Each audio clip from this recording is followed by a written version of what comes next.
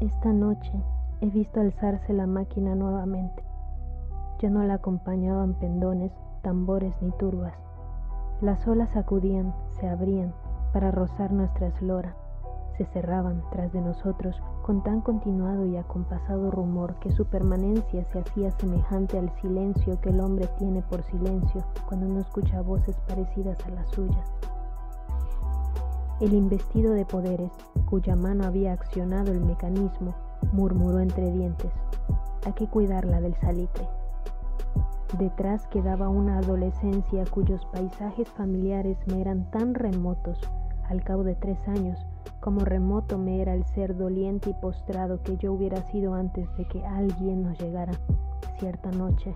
Hola viajeros del lenguaje, juntos hemos escuchado el inicio de El siglo de las luces, novela publicada en 1962 por el autor cubano Alejo Carpentier. Se trata de un texto impactante por su complicada narrativa y la crueldad de los actos históricos relatados en cada una de sus páginas, las cuales nos transportan a la violenta época de la Revolución Francesa en el Caribe. Conozcamos juntos esa sangrienta máquina mencionada al principio de la obra y al llamado investido de poderes, que no es otro que un joven que creyó en la libertad que la revolución le presentaba y para alcanzarla se convirtió en un déspota gobernante capaz de las más terribles atrocidades.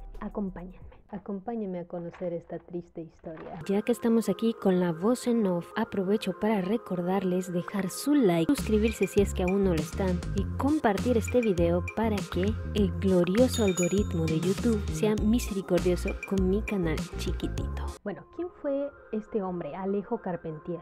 Él nació en La Habana en 1904, La Habana, Cuba. Pero tiempo después se ha encontrado que parece ser que él en realidad nació en Suiza, no en La Habana, pero pues él siempre dijo que era cubano y que había nacido allá. Bueno, lo cierto es que sí creció en Cuba, pero digamos que de nacimiento no es como que esté muy unido a la isla, ya que su padre es francés, bueno, era francés, y su madre era rusa. Su padre lo unió al mundo de la literatura y su madre al mundo de la música, que son 2 elementos que vamos a encontrar perpetuamente en sus obras. No, pero, o sea, música tradicional cubana, pues. Hasta donde sabemos, parece ser que cuando era muy joven, su padre los abandonó. Y bueno, él comenzó estudiando arquitectura, pero en 1921 cambió a una carrera de periodista. Es lo que estudian los literatos para sobrevivir. Lo cierto es que en 1923 él formó parte de un grupo con tintes políticos que se llamaba Grupo Minorista, que estaba compuesto de 13 jóvenes intelectuales, entre los que se contaba Alejo Carpentier, que se oponían al entonces presidente cubano Alfredo Zayas. Si no estoy mal, ellos publicaron el Manifiesto Minorista, por lo cual en 1927 lo apresaron, en 1928 estuvo un tiempo encarcelado acusado de comunismo debido al manifiesto al cual él estaba adherido del Grupo Minorista.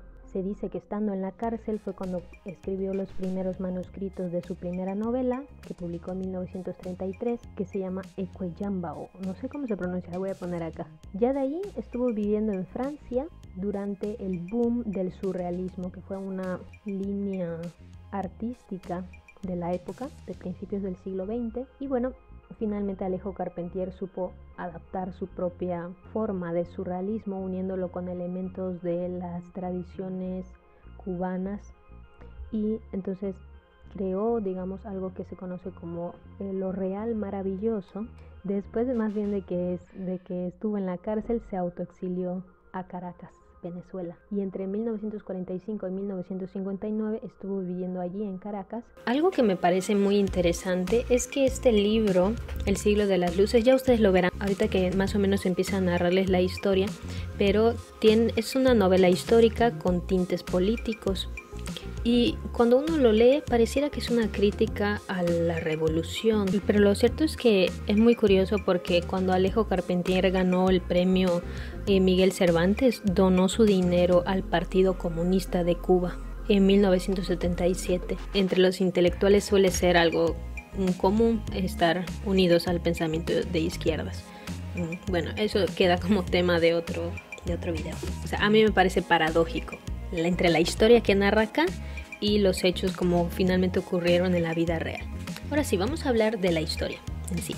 Quiero aclararles que la narración va a estar dividida en dos partes. La primera, un poquito nada más para que conozcamos el contexto. Ya después voy a contar el resto de la historia con una alerta de spoilers. La historia establece un narrador protagonista, que ese narrador lleva por nombre Esteban. Es el protagonista también, bueno, uno de los protagonistas de la historia, Esteban, que está viajando en alta mar con una extraña máquina a la que describe que más adelante sabremos que se trata de una guillotina. Ya de ahí hay un viaje al pasado en el que el narrador cambia, ya no tenemos un narrador protagonista, sino un narrador omnisciente, que relata todo, pero no participa en la historia. Y nos sitúa este narrador en la fecha en la que muere el tío de Esteban, que es a su vez el padre de Carlos y Sofía, que van a ser otros de los protagonistas, que son los primos con los que Esteban vive, porque Esteban era huérfano.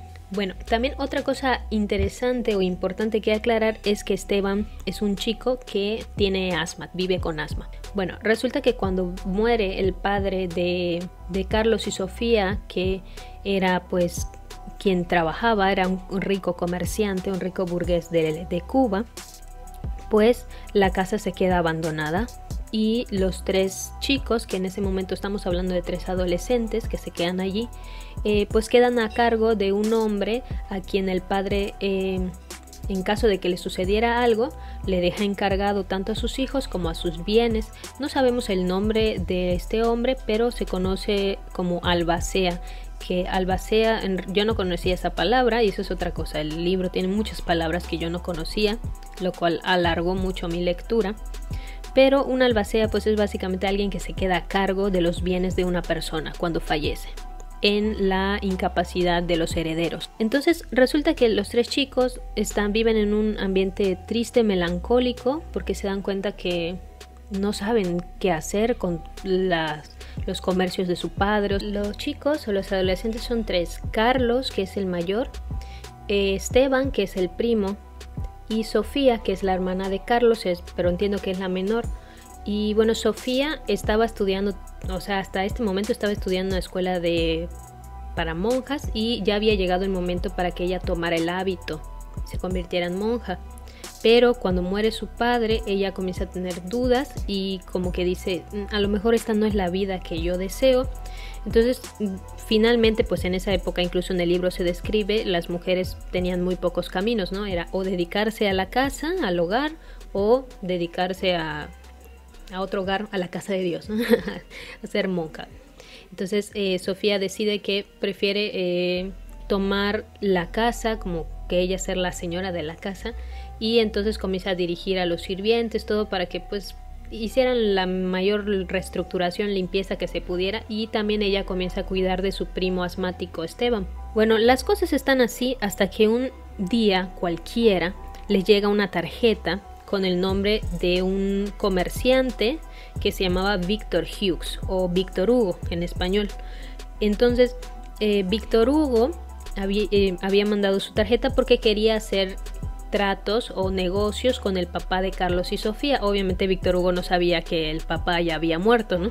Entonces, como nunca recibe respuesta Víctor Hugo, un día como cualquiera llega a la casa, así pum, llegó a la casa y le dijeron, oiga, pues es que se murió el señor, y Víctor Hugo entró como Juan por su casa, literalmente entró así. Y dijo, ¿qué es esto? ¿Por qué si tienen una casa tan grande la tienen así? Y empezó a decir, a ver tú, acomoda esto, tú tal. Y entonces, o sea, esa era la personalidad de Víctor Hugo, ¿no? O sea, era como que se metía, tomaba las cosas y eso a los chicos como que los hizo despertar de este sopor en el que estaban como de melancolía, y comienzan a tenerle mucho aprecio a Víctor Hugo, comienzan a recibirlo más seguido en su casa, y Víctor Hugo se transforma pues en el mejor amigo de todos ellos. Ya una vez que esto empieza a suceder, pues Víctor Hugo un día les dice, o más bien confronta al albacea, que era el señor que estaba al cuidado de los chicos y también de las riquezas del padre, y lo confronta porque dice que el hombre les está robando. Entonces el albacea lo niega, pero Víctor Hugo es tan insistente, y ahí queda como la duda, ¿no? yo no me quedó muy claro si realmente el hombre les estaba robando o solamente fue una treta de Víctor Hugo, o sea, queda como que esa duda.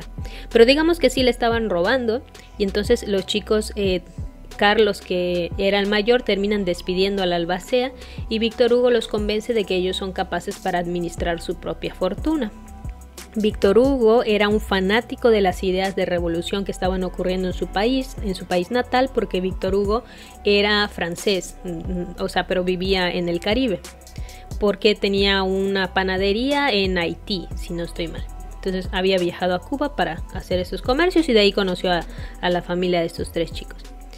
Y bueno, resulta que con este contexto, Víctor Hugo termina convenciendo a los 3 chicos de viajar a Haití, donde sabe que las ideas revolucionarias ya llegaron de manera más fuerte, a diferencia de Cuba.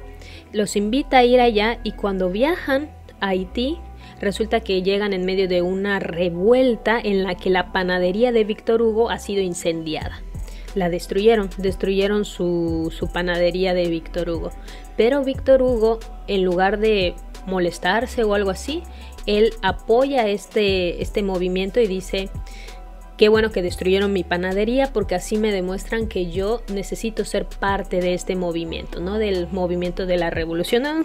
No suena algo, ¿verdad? No suena algo este elemento, algo muy actual. Víctor Hugo, cuando quiere regresar a Cuba, resulta que no puede llegar, no puede volver a entrar porque lo habían acusado de ser comunista. Entonces, pues él no puede volver a entrar a Cuba y dice: voy a regresar a Francia para vivir este momento, para vivir el momento de la revolución, ¿no? Entonces, cuando se va a ir, uno de los 3 chicos, que es Esteban, que también tiene mucha pasión por estas ideas de libertad, etcétera, le dice: yo te voy a acompañar.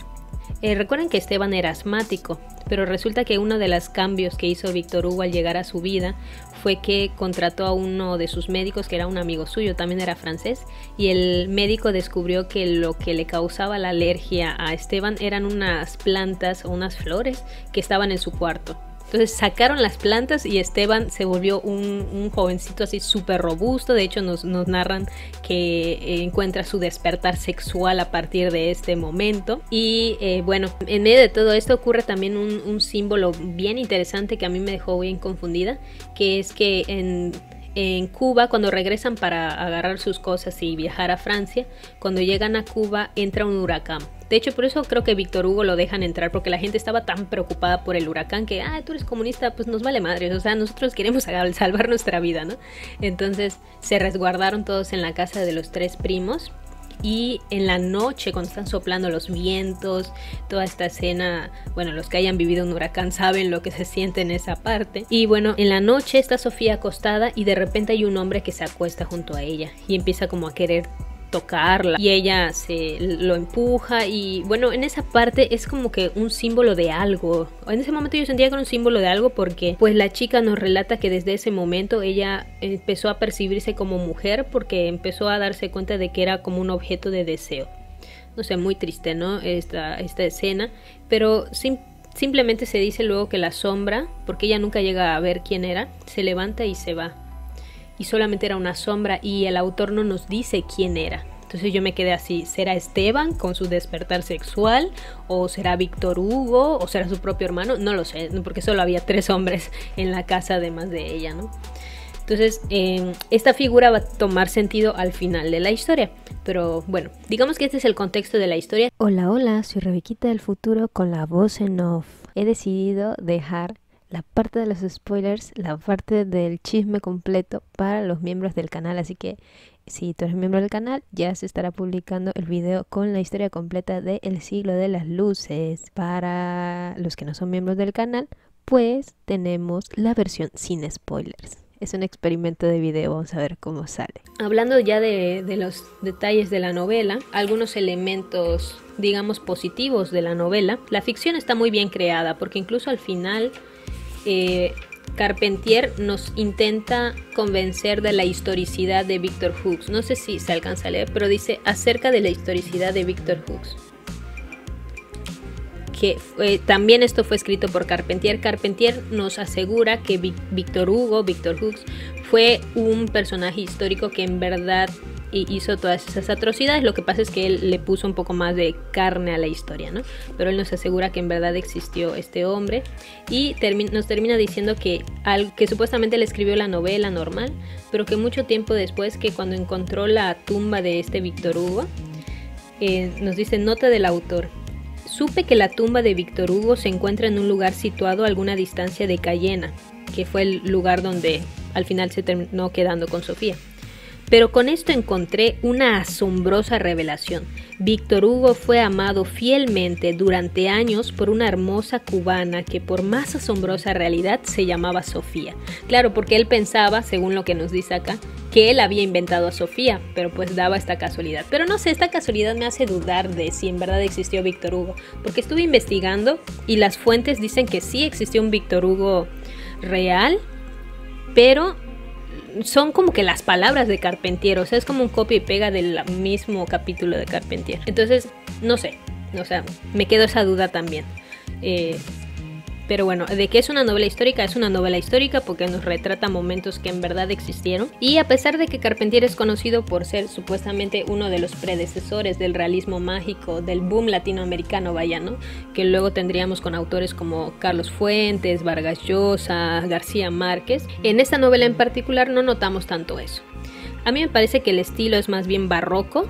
Si ustedes alguna vez han visto algo del arte barroco, voy a poner acá unos ejemplos, se caracteriza por ser muy abundante, o sea, es abrumadora la forma en que vemos todos estos elementos en la literatura. Está sobrecargada de elementos poéticos, y eso hace que la novela sea en verdad muy difícil de leer, sobre todo porque está lleno de elementos del océano, del mar. Digo, obviamente estamos situados en el Caribe.